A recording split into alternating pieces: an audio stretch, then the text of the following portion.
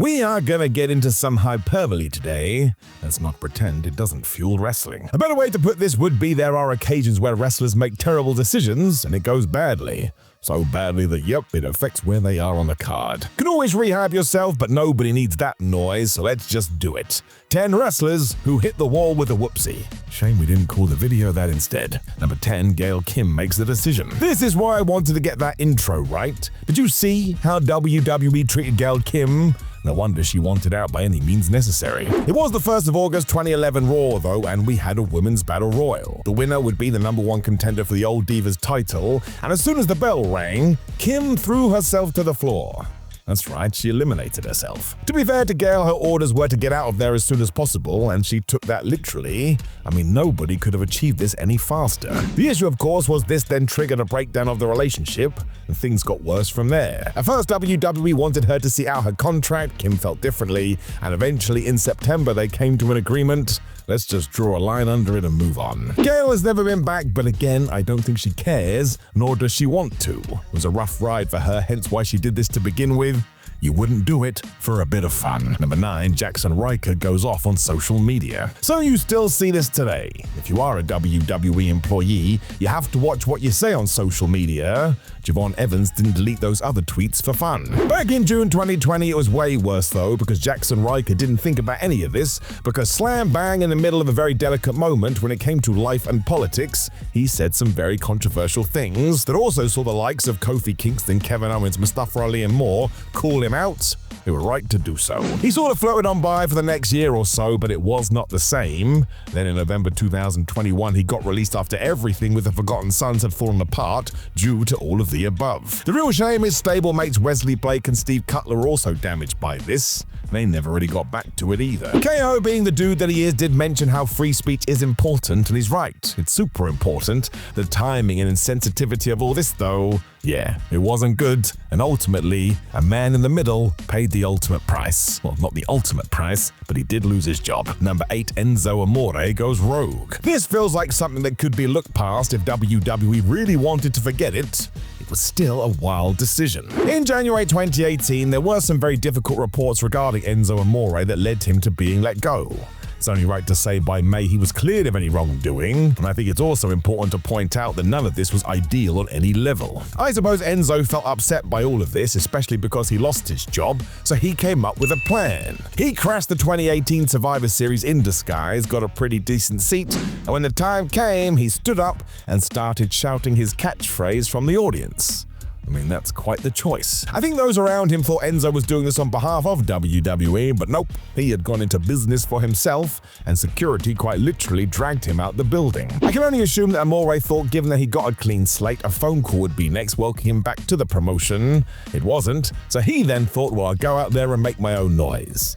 So I can understand the logic here. But goodness me, it did not work out. Number 7, Big Cass doesn't listen. I am not doing anything about the current Big Bill without going through his story.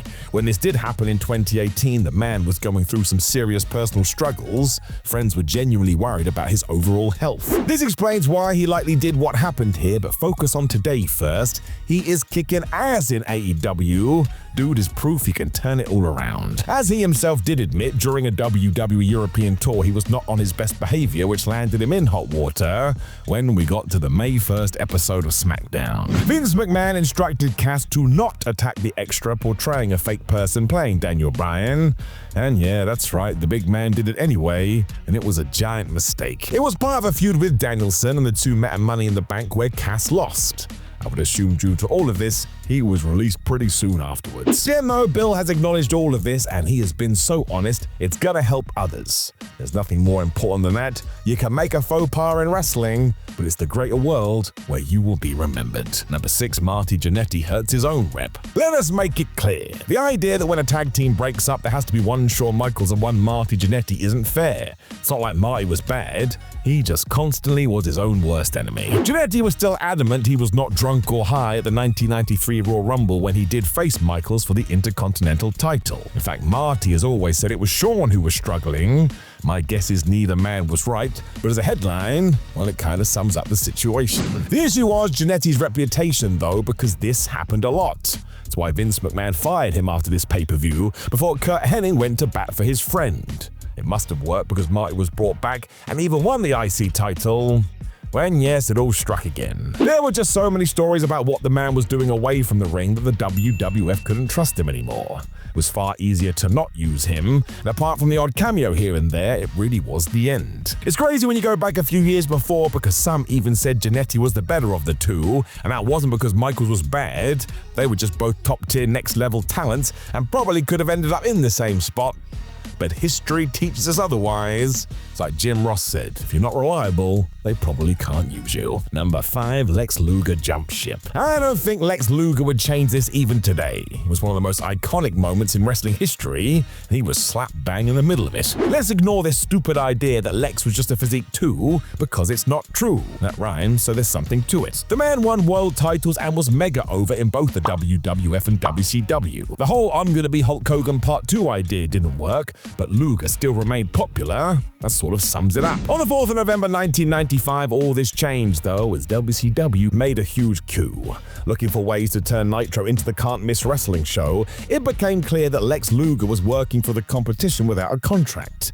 Even more crazy, nobody at the World Wrestling Federation had noticed. So after a word from Sting and a chat with Eric Bischoff, Luger decided he would secretly turn up on WCW TV, and I tell you, my friends, the world stopped. McMahon was so surprised he felt like Lex was just pulling a fast one, so he went to his legal department, when he soon discovered it was an internal error. There was no deal. Given how heightened tensions were at the time, it feels like McMahon never forgave Luger for what he saw as a betrayal, hence why after WCW was bought, Lex never appeared on WWE television. I mean, he didn't even get into the Hall of Fame until the changing of the guard. That is quite the turnaround. Number 4, the mad story of Mr. Kennedy. Kennedy, every time. And do not get it twisted. Kennedy was due for the monster push in 2007 when he got involved in the then steroid scandal. It was doubly bad for Ken as weeks earlier, he'd done the interview circuit telling everybody WWE doesn't do that stuff anymore. I told you there was whoopsies. His second chance came in 2009 when misfortune whacked him in the face again.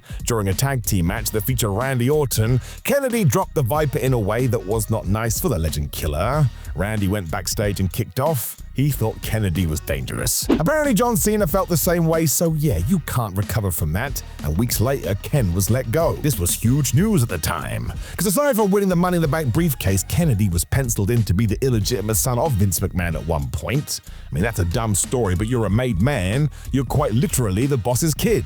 In storyline. Usually such prospects are allowed to have one more opportunity too, but no. Kennedy has never even had a rumor that he would head back to the company, and that is nuts. He was golden at one point, but again, it goes to show you really do have to tread carefully. Number 3, Buff Bagwell winds everybody up. Steve Austin and Kurt Angle must have been given the heads up about Buff Bagwell on the 2nd of July 2001 episode of Raw. They quite literally punted him out the building. This of course tied into that match with Booker T, but go and watch it today. It's not great, but it's not a disaster, other than the crowd reaction.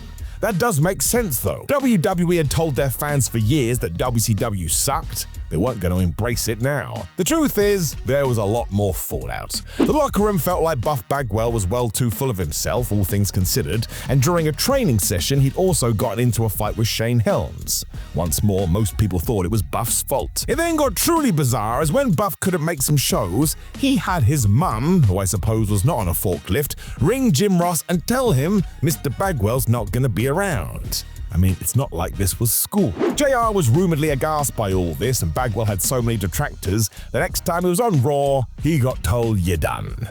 Buff remains pretty bitter about this today, and given that he has had a very rough ride post-WWE, it never really felt like somebody who was going to be asked back. He was not, so that was that. Number 2, Dean Ambrose upset Steve Austin. Or so it seemed. People have talked about this after the fact, and it wasn't fans reading into the situation. There was definite animosity. It wasn't even in the ring or during a story, as it happened on Steve Austin's podcast that aired on the WWE network. This was 2016 as well, so Dean was established as a star, star, yet on the show, he was just so standoffish. Sometimes he didn't even want to answer Stone Cold's questions. Not one to hide his emotions, Austin got noticeably frustrated on air, to the point he asked Dean Ambrose outright, "Are you doing enough for this company?" That's how he felt about it all. Future John Moxley then took umbrage with that, so yeah, the rest of the conversation was like an episode of Curb Your Enthusiasm. It was so flippin' awkward. It really did feel like his stock fell after this, and eventually he became a comedy character. Think of the stuff he does today in AEW,